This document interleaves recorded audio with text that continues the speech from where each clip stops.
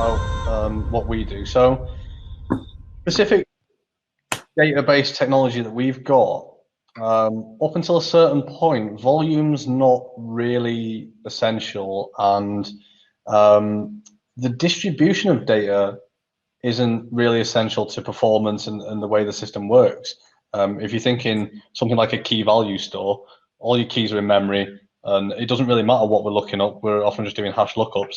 So actually having what you might constitute as realistic test data isn't the most essential thing for us. So it's actually really unlikely that that is a failure vector in our organization.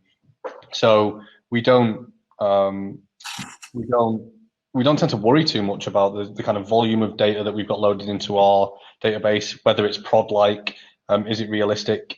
Because it's like I say, I've de-scoped it as something that I think is a failure concern.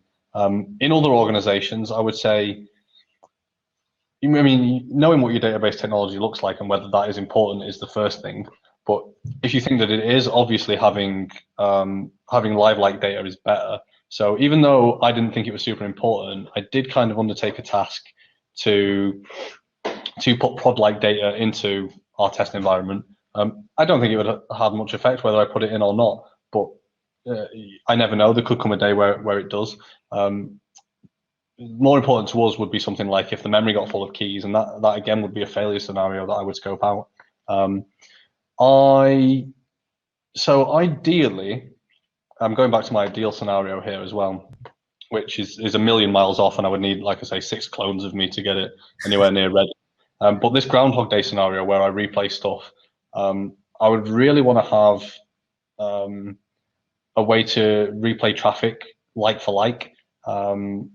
And you could do that in lots of different ways. So you could have sets of pools of data that they could pull from that have certain characteristics. So, I mean, it's quite similar to the way we've got it set up now. In our tests, I have data pools, and they have a bunch of characteristics, and multiple tests will pull from those data pools. So it'll be like, well, what I need is a user that that has services like Now TV is a Sky service. So I need a user that can log into Now TV. And it'll go, oh, great, fine, I've got a pool of users that have Now TV capability right here, and it'll pull from that. But like I say, if it's important to you, try and make it prod-like.